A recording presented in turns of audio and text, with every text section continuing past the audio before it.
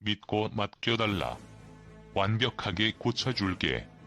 우리가 남도 아닌데. 고장난 자전거나 TV 얘기가 아니다. 현존 최강의 화력을 갖춘 현대전의 꽃 항공모함을 두고 나온 말이다. 대체 얼마나 배짱이 두둑하길래 이렇게 화끈한 제안을 하는 것일까? 놀랍게도 손을 내민 쪽은 현재 미국과 패권을 다투는 중국, 한낱 재활용센터 주인으로 내몰린 상대방은 한때 미국과 자웅을 겨루던 러시아다. 러시아의 굴욕, 중국에는 기회. 중국이 달려든 먹잇감은 러시아의 항모아드미랄 쿠즈네초프다. 구소련 붕괴 직전인 1991년 취역해 28년이 지난 노후함정이지만 러시아 유일의 항모라는 상징성 때문에 애물단지로 남았다.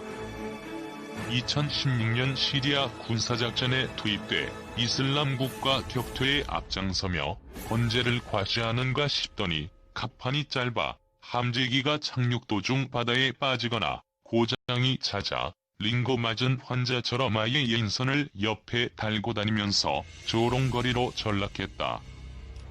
미국이 11척의 항모로 전 세계 바다를 지배하는 것과 하늘과 땅 차이다. 더구나 재래식 디젤 엔진이어서 미국의 원자력 추진 잠수함에 비해 성능도 한참 떨어진다. 반면 중국에게 쿠즈네초프는 더없이 소중한 보물이다. 지난 23일 중국 해군 창설 70주년 관함식에서 위용을 뽐낸 항모라우닝은 1998년 경제난으로 건조가 중단된 쿠즈네초프 이번함인 바레그함을 들여와 개조를 거쳐 2012년 배치한 일종의 리모델링 제품이다. 중국이 최초의 항모라며 떠들썩하게 선전하고 있지만 막상 족보를 따지면 잔뜩 주눅이 드는 것도 그 때문이다. 쿠즈네초프는 해양 굴기에 박차를 가하며 군사대국을 꿈꾸는 중국 대군력의 교보민 셈이다. 그런데 중국이 이처럼 고맙고도 찜찜하던 러시아의 그늘에서 벗어날 기회가 넝쿨찍 굴러들어왔다. 지난해 10월 러시아 북부 수리공장에서 항모를 띄우던 도중 부유토크가 침몰해 대형 크레인이 추락하면서 이 항모 갑판에 커다란 구멍이 뚫렸다. 설상가상으로 항모를 감당할 만한 다른 도크는 멀리 떨어진 흑해에 있고 러시아 기술력으로 항모의 전투력을 온전히 발휘할 수 있을지 장담할 수도 없어 그대로 방치된 상태다. 2025년까지 운영하려던 쿠즈네초프가 갑자기 파손되면서 당장 추가 함정을 건조할 수도 없는 처지다. 2014년 크림반도 병합 이후 서구의 제재에 막혀 자금도 충분치 않다. 이에 중국은 관영 매체를 통해 쿠즈네초프를 퇴역시키지 않을 방법은 우리밖에 없다며 분위기를 띄우고 있다. 전문가를 보내 수리할 수도 있지만 이미 항모가 정박할 부유도크가 없어진 터라 중국으로 갖고 와서 고치면 된다는 논리다. 특히 이달 관함식을 계기로 중국의 해군력을 부각시키는 과정에서 이처럼 노골적인 제안은 더 두드러졌다. 최초의 국산 개발 항모인 산둥이 막바지 작업 중인데다 이보다 큰 세 번째 항모는 원자력 추진 방식으로 건조할 계획이어서 얼마든지 쿠즈네초프를 원상복구시킬 수 있다는 자신감의 표현이다. 중국의 한 군사 전문가는 돈도 없고 시설도 없는 러시아는 항모 한 척도 없는 빈털터리 유엔 안보리 상임이사국으로 남을 것이냐며 쓸데없이 제3의 길을 찾지 말고 중국과 손을 잡아야 한다고 촉구했다. 대러 공조, 미국 포위망 돌파, 기술력 과시 다중포석. 물론 러시아가 중국의 제안을 수용할 리는 만무하다. 핵심 군사기술이 유출되는 것은 물론 중국으로 항모가 끌려가는 전대미문의 수모를 겪어야 하기 때문이다. 그래서 일부에서는 중국이 못 먹는 감을 괜히 찔러보는 것 아니냐는 비아냥도 나온다. 하지만 중국은 러시아를 보챌수록 남는 장사다. 우선 전략무기의 최고봉으로 꼽히는 항모를 고치겠다고 나설 수 있는 자체가 양국의 신뢰관계를 보여준다. 가령 한국과 일본이 모두 도입한 미국 스텔스 전투기 F-35의 경우 일본은 국내에서 기체를 분해하고 조립하는 장정비를 할 수 있지만 한국은 큰 고장이 나면 일본이나 미국에 맡겨야 한다.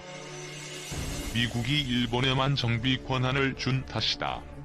최근 일본의 F-35 추락사고에도 불구하고 미일 관계는 갈수록 공고해지는 반면 한미 관계는 파열음이 끊이지 않는 것도 이 같은 군사적 신뢰와 무관치 않다.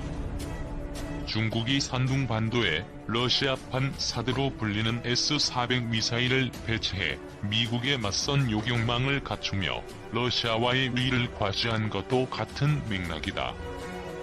특히 중국은 미국의 해양 봉쇄 정책인 인도, 태평양 전략에 맞서 포위망을 뚫어야 할 필요성이 절실하다. 비핵화가 지지부진해 애를 먹이는 북한을 제외하면 러시아는 중국이 군사적으로 사실상 유일하게 보조를 맞출 수 있는 우방이다. 지난해 9월 중국과 러시아가 극동 지역에서 탈냉전 이후 최대 규모인 30만 명의 병력을 동원해 군사훈련을 실시한 것도 그 때문이다. 올해는 대만 해협과 남중국 해를 둘러싼 미국과의 긴장이 고조되면서 군사공조의 범위를 바다로 넓혔다. 미국이 호주, 일본과의 훈련 빈도를 높이며 옥죄자 중러 양국은 이달 말 연합 해상훈련으로 맞대응에 나설 예정이다. 더구나 비동맹 진영의 리더를 자처하며 미국을 향해 함께 목소리를 높이던 인도가 오락가락하면서 중국의 불안감은 가시지 않고 있다. 나렌드라 모디 인도 총리는 25에서 27일 베이징에서 열리는 1대1로 정상 포럼에 끝내 불참하기로 했다. 블라디미르 푸틴 러시아 대통령이 25일 블라디보스토크에서 김정은 북한 국무위원장과 정상회담을 마친 뒤 곧바로 나라와 시진핑 주석과 회동하는 성의를 보이는 것과는 대조적이다. 특히 인도에 이어 일본마저 항모 경쟁에 뛰어들면서 중국도 한 걸음 달아나야 하는 상황이다. 이 밖에도 호준의 촛불을 들먹일수록 대내외적으로 중국의 기술력을 각인시키는 효과가 생긴다. 중화민족의 위대한 부흥을 기치로 내건 시주석의 강군몽을 실현하기 위한 전제 조건이기도 하다. 중국의 항모는 미국과 달리 스키 점프대처럼 갑판 끝이 올라가 있다. 전투기를 띄우는 전자식 사출기와 전력을 안정적으로 공급하는 출력 계통 모두 성능이 떨어지기 때문이다.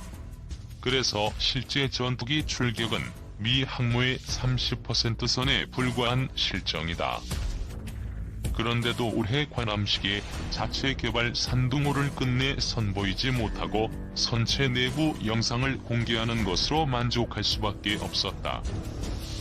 더구나 항모 제작사인 중국 선박중공업 그룹의 순보 사장이 지난해 항모 관련 기밀을 외국 정보기관에 넘긴 혐의로 경질되면서 세 번째 항모는 언제 추진할지 기약할 수 없는 상태다. 한껏 높아진 대중의 기대에 부응하기에 역부족이다. 따라서 항모 랴오닝, 산둥의 초기 버전인 구준의 조커를 깎아내리며 중국이 언제든 고칠 수 있다고 강조하는 건 전세를 역전시키기 위한 묘안인 셈이다. 방위사업청이 지난 10월 7일 경항공모함 국내 건조 사업과 관련해 스텔스 성능 기술을 선행 연구한다고 밝힘에 따라 앞으로 건조될 한국형 경항모의 윤곽이 드러나고 있다. 방사청은 이날 국회 국방위원회 국정감사 업무보고 자료에서 2022년 사업 착수를 위한 선행 조치로 개념 설계 및 핵심 기술 개발을 수행하기 위해 2022년 예산 271억 원 반영을 추진했다고 밝혔다. 구체적인 예산안을 보면 비행급함과 플랫폼 설계 기술 선행 연구에 95억 원, 통합 전투체계 기술에 120억 원, 스텔스 성능 기술에 40억 원을 투입할 예정이다. 이밖에 개념 설계, 위탁 연구와 국외 컨설팅 등에 16억 원이 들어간다. 앞서 국방부는 지난 8월 F-35B와 같은 단거리 이착륙 전투기 탑재가 가능한 경항모급 대형 수송함 국내 건조 계획을 담은 2020에서 2024 국방중기 계획을 발표한 바 있다. 국방부는 중기 계획에 따라 내년부터 단거리 이착륙 전투기 탑재가 가능한 다목적 대형 수송함에 대한 선행 연구를 통해 개념 설계에 착수할 계획이다. 사업명은 대형 수송함이지만 실질적으로는 F-35B 스텔스 이착륙 전투기 운용에 초점을 맞춘 경항모 건조를 염두에 두고 진행한다. 오는 2021년 사업 타당성 조사가 끝나면 2022년부터 본격적인 탐색 개발을 거쳐 2026년부터 체계 개발에 들어가 2033년께 경항모 건조가 완료될 것으로 전망된다. 안승범 디펜스 타임스 편집장은 한국형 경항모는 2031년경 전력화할 것으로 보인다며 2040년 무렵부터는 동북아 지역에서 항모 6척 체제를 기반으로 한 중국이 항모 세력을 선도하고 일본과 한국이 그 뒤를 따를 것으로 보인다고 했다.